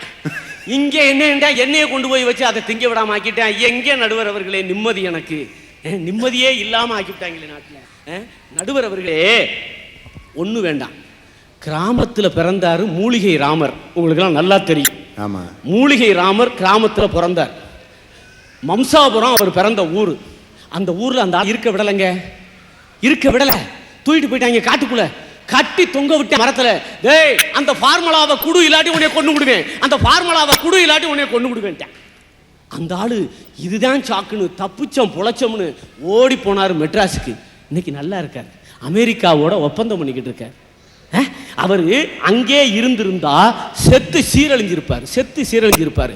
ஒண்ணு வேண்டாம் நடுவர் அவர்களே, கண்ணதாசன் சிறுகுடற்பட்டியிலே பிறந்தார் கண்ணதாசன், வடுகுப்பட்டியிலே பிறந்தார் வைரமுத்து, அடுத்து குன்னக்குடி, அது என் சொந்த ஊர், குன்னக்குடியில பிறந்தார் வைத்தியநாதன் வயலின் இசை மாமேதை. இவர்களெல்லாம் பிறந்தவர்கள் பிறந்த ஊரிலேயே இருந்திருப்பார்களே. ஆனால் இன்று இசை அமைப்பாளராகவும் இசை ஞானியான இளையராஜா பண்ணபுரத்திலேயே இருந்திருந்தார்னா இந்த இசை ஞானி இளையராஜாவை தான் நம்ம பார்த்திருக்க முடியுமா? முடியாது. ஆக நடுவர் அவர்களே, ஒருத்தன் கிராமத்துக்காரன் இங்க வந்தான், டவுனுக்கு வந்தான், எங்க ஊருக்கு பக்கத்து ஊருக்காரன் வந்தவன் 2 பேர் சண்டை அடிச்சுக்கிட்டு கட்டி உருண்டுக்கிட்டு இருந்தாங்க. என்னடா இப்படி நம்ம வீட்டுக்கு பக்கத்து வீட்டுக்கார போய் இப்படி சண்டை அடிச்சுட்டு உருண்டுக்கிட்டு கிடக்கிறியாடா என்னடான்னு கேட்டேன். அதுக்கு இவன் இந்த கிராமத்துல இருந்து வந்தவன் அவன்கிட்ட என்ன கேட்டிருக்கேன், மணி என்னன்னு கேட்டிருக்கான். ஐயா இவ்வளவுதான் கேட்டது, மணி என்னன்னு கேட்டிருக்கேன். நகரத்துக்காரங்கிட்ட கேட்டிருக்கேன், கிராமத்துக்காரன் அவன் 10-10 ஒரே அரைஞ்சு விட்டாங்க. 10-10 சொல்லியிருக்கான். நான் என்னடா சண்டைன்னு கேட்டேன். இவன் 10-10 சொல்றேன். ஏன் 2 தடவை சொல்றேன்? ஒரு தடவை சொன்னா எனக்கு தெரியாதோ 10ன்னு, 10-10 2 தடவை சொன்னா அரைஞ்சு விட்டான்டான்.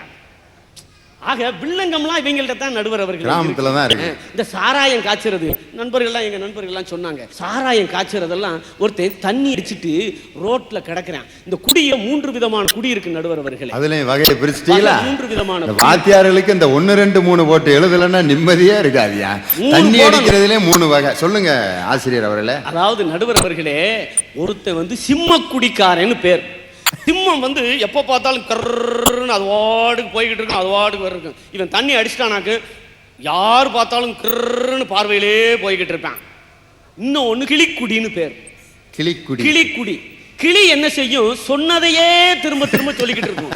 இவன் தண்ணி அடிக்க ஆரம்பிச்ச போது என்ன சொன்னானோ, என்ன நினைச்சானோ மனசுல, இவனை அடிக்கணும் நினைச்சா இவனை அடிச்சே தீருவேன் தான். இன்னைக்கு இவனை கொல்லாம விட மாட்டேன்னு கத்தியை தூக்கிட்டு ரோடு பூரா அலைவான். இது கிளிக்குடின்னு பேர். இன்னும் ஒண்ணு நாய்க்குடின்னு ஒண்ணு இருக்கு. நாய்க்குடி.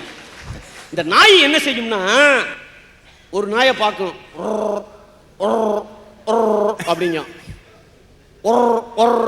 அப்படிங்க, அந்த நாய் இதை பார்த்து ஒருங்கும். இந்த கீழத்தெரு நாய் மேலத்தெருவுக்கு வந்துச்சாக்கு, இந்த கீழத்தெரு நாய் விரட்டிக்கிட்டே போய் மேலத்தெருவு எல்கை வரைக்கும் போகும், வீரத்தோட போகும். அங்க அதனுடைய எல்கைக்கு போனோன்னா அந்த நாய்க்கு, அந்த சொறி நாயா இருக்கும், அது அந்த நாய்க்கு வீரம் வந்துடும். அது அப்படி கர்றன்னு வரும், இது இப்படி பின்னாடியே போய்கிட்டு இருக்கும். இந்த நாய் அப்படி பார்க்குற நேரம் கர்ரு புருன்னுக்கிட்டே தெரியும். அதே மாதிரி தண்ணி அடிச்சிட்டானாக்கு சும்மா ஒரு இடத்துல இருக்கவே மாட்டான். நாய்க்கு நேரம்ல உட்கார தேரமில்லைன்னு சொல்லுவாங்க. அது வாட்டுக்கு அலைவேன், இவனும் அது வாட்டுக்கு அலைஞ்சிக்கிட்டே இருக்கான். 4வது குடி ஒன்று மட்டும் சொல்லிடுறேன். 4வது சிம்மக்குடி, கிளிக்குடி, நாய்க்குடி, இன்னொன்னு இருக்கு. 4வது குடி, அது இப்பதான் ஞாபகம் வருது, பன்றிக்குடின்னு பேர். அது பேர் பன்னிக்குடி. பன்னி எங்க கிடக்கும்? சாக்கடையில் கிடக்கும். அது சாக்கடை தான் அதுக்கு தீர்த்தம். ராமேஸ்வரம் தீர்த்தமே சாக்கடை தான் அதுக்கு. அது பாட்டுக்கு கிடக்கும். நம்மளும் தண்ணி அடிச்சுட்டு அது பாட்டுக்கு சாக்கடையில் கிடப்பான். காலையில் போதையெல்லாம் தெளிஞ்சதுக்கு பிறகு அப்படி லேசாக முடிச்சு அங்கிட்டு இங்கிட்டும் பார்ப்பான். வேட்டி சட்டையெல்லாம் பார்த்தான்னா கன்றாவியாக இருக்கும். அப்படி இப்படி தட்டி விட்டுட்டு லவக்கு ஓடி போயிடுறான். இது 4 விதமான குடி. இந்த குடியை ஊக்குவிக்கிறவனே யாரு? கிராமத்தில் தானே பட்டையே காட்டான். பட்டை காய்ச்சறதே அங்கதானையா. அங்க எல்லா வேலையும் நடக்குது. ஒருத்தன் தண்ணி அடிச்சுட்டு படிச்சு கிடந்தான். ஒருத்தன் அவன் வாயில எலுமிச்சம்பழத்தை புழிஞ்சு ஊத்துனான் கிராமத்துக்காரன். ஏன்னா நீங்க சொன்னீங்களா இல்லையா, கிராமத்துக்காரர்கள் நாங்கள் தொண்டு செய்தே பழுத்த பழம் தூயதாடி மார்பில்கும் அப்படின்னு பெரியார் சொன்னது மாதிரி நாங்க தொண்டு செஞ்சே பழக்கப்பட்டவங்க. அவன் வாயில எலுமிச்சம்பழத்தை புழிஞ்சு ஊத்துனான். ஆஹா, நான் அவனை கூப்பிட்டு பாராட்டேன். பரவாயில்லையாடா அப்பா, குடிச்சிட்டு கிடக்குறேன், அவனை எழுப்புறதுக்கு காசு கொடுத்து எலுமிச்சம்பழம் வாங்கி அவன் வாயில புழிஞ்சு ஊத்துறியாடா, புண்ணியவன், நீ நல்லா இருப்பாடா. இல்ல சார், இல்ல நீங்க போங்க சார், உங்களுக்கு என்ன சார் தெரியும், நான் எதுக்கு தெரியுமா ஊத்துனேன், இவ்வளவு வீரமான சரக்க எந்த கடையில வாங்கினான்னு கேட்கறதுக்கு தான் அவனுக்கு வாயில ஊத்துனேன். ஆக நடுவர் அவர்களே, கிராமத்து குடியாரங்களை நல்லா படம் பிடிச்சு வச்சிருக்காரு. இதுலயும் ஏதோ ஈடுபாடு இல்லாட்டி இவ்வளவு தத்துருவமா சொல்ல முடியாது. உடலை அவர் சாப்பிட்டுருப்பாங்கிறதா சொல்லல, நிறைய பேர்த்த பார்த்துருக்காரு, அந்த அனுபவத்தில் சொன்னேன். நல்ல வேலை, நான் ஒரு வாத்தியாரு, இவர் குடிச்சு அனுபவப்பட்டாருன்னு நீங்க சொல்லாம விட்டீங்க. இல்ல அப்படி சொல்ல, நீங்க நிறைய பேர்த்த சந்திச்சிருக்கீங்க, அந்த அனுபவம் உங்களுக்கு அதிகமாக இருக்கிறது. நடுவர் அவர்களே, இந்த நகரத்துல கிராமத்துல திருவிழா கொண்டாடுறான் பாத்துங்க, அதுல ஒரு பெரிய வில்லங்கம் இருக்கு. அந்த திருவிழாவில் என்ன செய்யறான்னா 10 நாளைக்கு திருவிழா கொண்டாடுறான். மைக் செட்டை கட்டிடுவான் 10 நாளைக்கு. காது சவ்வு கிழிஞ்சு போற வரைக்கும் பாட்டு போட விடுறாங்க. சவுண்டை ஏற்றி வச்சிருக்கான். நம்மளும் அப்பதான் படிக்கணும்னு ஆரம்பிப்பேன். இது வரைக்கும் படிச்சதே கிடையாது. கடைசி 2 மாசம் சித்திரை வையாசி இருக்கு, அதுல படிச்சுக்குவோம் அப்படி நினைச்சுக்கிட்டு இருப்பேன். பரீட்சை நெருங்கி வந்துகிட்டே இருக்கும். முழு பரீட்சை அப்பதான் வந்துகிட்டு இருக்கும். அவன் ஊர்ல பூரா கொட்டாட்டமா இருக்கு, இவன் என்ன திராட்டத்தில் இருக்கிறான், இவன் ஒன்றும் படிக்கவும் முடியாது. அதுதான் போகட்டும், படிக்க முடியாம ஆக்கி போடுறாங்க. நம்மளும் மொத்தமா படிக்கிறதே அன்னைக்கு தான். முதல் நாள் பரீட்சைன்னா நாளைக்கு பரீட்சைன்னா இன்னைக்கு ராத்திரிக்கு ஒரு ஓட்டிடுவேன். அவன் படிச்சது பாதி, படிக்காதது பாதி. கட்டுறது கைமண் அளவு, கல்லாதது உலக அளவுன்னு ஔவையார் சொன்னாரு. நம்மாளு கட்டுறது கைமண் அளவு, கல்லாதது இடுப்பு அளவுதான். இடுப்பு இங்க ஒண்ணு வச்சிருப்பான், இங்க ஒண்ணு வச்சிருப்பான், பிட்டு இருக்கும். அதுக்கு ஒரு டேபிள் போட்டு வச்சிருப்பான். எந்த எஸ்ஐ எந்த இடத்துல இருக்கு, இந்த மனப்பாடப்பட்டு எந்த இடத்துல இருக்கு, அது மறந்து போயிடும். அது ஒரு பட்டியல் போட்டு வைப்பான், பட்டியல் போட்டு வைப்பான். ஆக நடுவர் அவர்களே, படிப்பு பாழா போச்சு, அதுதான் போட்டும்யா. ஒரு நல்ல நிகழ்ச்சிகளாவது நமது நடுவர் தியோனி அவர்களை போன்ற பெரிய பட்டிமன்றங்கள், ஒரு பக்கம் மன்றம் அப்படி கண்டா வைப்பான்னு நினைச்சீங்களா, அதுவும் வைக்க மாட்டான். அவனுக்கு வேண்டியது பூரா மண் மிதிக்கிற மாதிரி கரகாட்டம் ஆடணும், பச்சை பச்சையா பேசணும். அவன் பொழுதுல கலை இருக்கான்னு பார்க்க மாட்டான், எங்கேயாவது சாய் தெரியுதா பார்ப்பான். கிராமத்துல நடுவர் அவர்களை நடந்துகிட்டு இருக்கு. கரகாட்டம், ஒய்யாட்டம், மயிலாட்டம், ராசாராணி ஆட்டம் இதெல்லாம் நடக்குது. சரி, இதெல்லாம் நீங்க 10 நாள் திருவிழா நகரத்துல நடக்காமலா இருக்குது? நீங்க கேப்பிய கிராமத்து திருவிழாவை நகரத்து திருவிழாவையும் ரொம்ப அருமையா ஒப்பிட்டு சொல்றீங்க. நல்ல கருத்துக்களை நிறைய சொல்லிட்டீங்க. நகரத்துக்கு இப்ப நகரத்துக்கு அருமையான கருத்துக்கள் நீங்க தான் சொல்லியிருக்கிறீங்க. அவங்களும் உங்களுடைய கருத்துக்களை ரொம்ப அருமையா சொன்னாங்க.